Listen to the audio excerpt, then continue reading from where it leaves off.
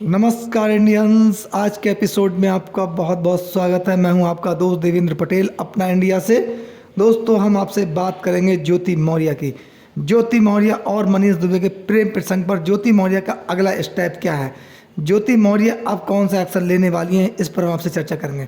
क्या मनीष दुबे अपने पद से यानी कि अपनी नौकरी से इस्तीफा देने की तैयारी में है? क्या मनीष दुबे अब राजनीति में अपनी किस्मत आजमाने वाले हैं, यानी कि मनीष दुबे की एंट्री अब राजनीति में होगी? यहाँ पर अटकलें दोस्तों लगाई जा रही हैं, इस पर हम आपसे चर्चा करेंगे। क्या मनीष दुबे की पत्नी तनु पाराशर के साथ मनीष दुबे का सुलहनामा होगा, या फिर ज्योति मौर्य के ही साथ रहने के मूड में है मनीष दुबे? दोस्तों, इस पर भी आपसे चर्चा करेंगे। दोस्तों, ज्योति मौर्य और मनीष दुबे के प्रेम प्रसंग के चर्चे जग जाहिर हैं, इसमें कुछ बताने की जरूरत नहीं है, क्योंकि ज्योति मौर्य के पति आलोक मौर्य स्वयं मीडिया के सामने उपस्थित हुए और मीडिया के समक्ष उन्होंने पूरी बात रखी, जिसमें मनीष दुबे के वह कारनामे जिनसे आलोक मौर्य कहीं ना कहीं आहत हुए थे, गिड़गिड़ाए और रोने लगे। यानी कि आलोक मौर्य को यह एहसास होने लगा कि ज्योति मौर्य और मनीष दुबे के चलते अब मेरी कहीं ना कहीं हत्या भी हो सकती है। इसके डर की वजह से कहीं ना कहीं आलोक मौर्य मीडिया के समक्ष आए और उन्होंने व्हाट्सएप चैट, वीडियो, ऑडियोज, तमाम ऐसे एविडेंस जो दिए थे, उन एविडेंस के द्वारा जो आरोप लगाए थे आलोक मौर्य ने ज्योति मौर्य और मनीष दुबे पर, वह गंभीर आरोप थे, जिस पर ज्योति मौर्य और मनीष दुबे दोनों ही बैकफुट पर आ गए थे। यानी कि दोनों को महसूस होने लगा कि अब कहीं ना कहीं इस पूरे प्रकरण में अगर जांच हुई तो हमारे खिलाफ एक्शन हो सकता है। लेकिन दोस्तों, इसमें क्या रहा कि आलोक मौर्य ने शिकायत वापस ली, लेकिन जो प्रेम प्रसंग का मामला था जिस पर आलोक मौर्य ने चुप्पी साधी, और आलोक मौर्य पहले जो फूट फूट कर मीडिया के समक्ष रो रहे थे, वे कहीं ना कहीं ये कहने को मजबूर हुए कि हमने अपनी शिकायत वापस ले ली है। इसके पीछे तमाम अटकलें लगाई गई थी, कहीं ना कहीं आलोक मौर्य दबाव में है, डर में है, दहशत में है।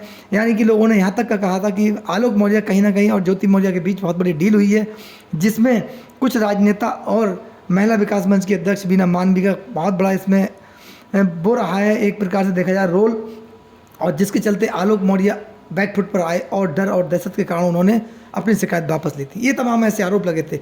वह आलोक मौर्य जो शिकायत वापस लेने से पहले ज्योति मौर्य और मनीष दुबे के मामले में खुलकर बोलते थे, उन्होंने खुलकर आरोप लगाए थे, तमाम गंभीर आरोप लगाए थे।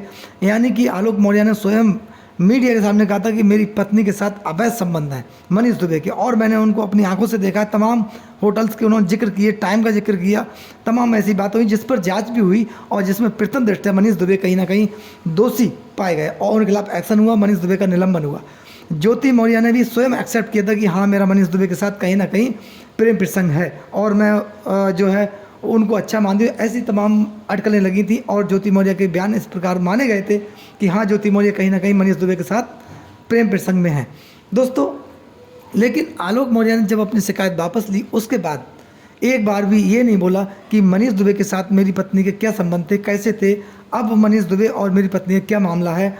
इस पूरे प्रकरण से कहीं ना कहीं आलोक मौर्य बचते हुए नजर आए, जबकि आलोक मौर्य ने इस पर कोई स्पष्ट बयान नहीं दिया, ना ही ज्योति मौर्य की तरफ से आया कि अब आलोक मौर्य और ज्योति मौर्य दोनों एक साथ रह रहे हैं, एक साथ रहेंगे और आपस में कोई द्वेष भावना नहीं है। यानी कि आलोक मौर्य की मनीष दुबे से एक प्रकार देखी जाए तो मित्रता हो गई है। लेकिन दोस्तों, ये कहना कठिन बात है कि जिस व्यक्ति ने अपनी पत्नी के साथ अवैध संबंध होने के आरोप जिस मनीष दुबे पर लगाए थे, उसके बाद उनकी मित्रता हुई हो, या दोनों एक साथ रह रहे हों, या दोनों के संबंध मधुर हों, या फिर ज्योति मौर्य सब गिले सबको बुलाकर आलोक मौर्य के साथ रहने के लिए तैयार है और राजी खुशी है। अगर दोस्तों इस प्रकार से होता तो ज्योति मौर्य ने आज तक इतना समय बीत जाने के बाद भी एक भी मुकदमा अपना वापस नहीं लिया है, ना ही कोई मुकदमा वापस लेने कोई प्रार्थना पत्र दिया है। यहाँ पर अटकलें लगाई जा रही हैं कि जब से मनीष दुबे के खिलाफ एक्शन हुआ है, मनीष दुबे इस जांच की आंच में फंसे हैं और उनका सस्पेंशन हुआ है, उसके बाद मनीष दुबे की पत्नी तनु पाराशर ने अपनी कानूनी जंग और तेज कर दी है। यानी कि मनीष दुबे को एक प्रकार से कानूनी शिकंजे में अच्छी तरह से फंसा दिया है, और मनीष दुबे को ये लगने लगा है अब ये राह आसान नहीं होगी, कहीं ना कहीं उनके खिलाफ और बड़ा एक्शन हो सकता है। इसके चलते ये जानकारी में आया कहीं ना कहीं मनीष दुबे अब अपनी नौकरी से इस्तीफा देने के मूड में है। यानी कि मनीष दुबे अब पूरी तैयारी में है कि अपनी किस्मत अब राजनीति में आजमाई जाए। और यहाँ पर जानकारों का कहना है, कुछ जानकारी में है कि मनीष दुबे के कुछ राजनेताओं से बहुत अच्छे संबंध हैं, उनकी उठबैठ अच्छी है, पारिवारिक कुछ नेताओं से रिश्ते हैं जो सेंट्रल लेवल पर और स्टेट लेवल पर काम करते हैं। यानी कि मनीष दुबे की जो अगली भूमिका है वो राजनीति में दिखाई दी जा सकती है।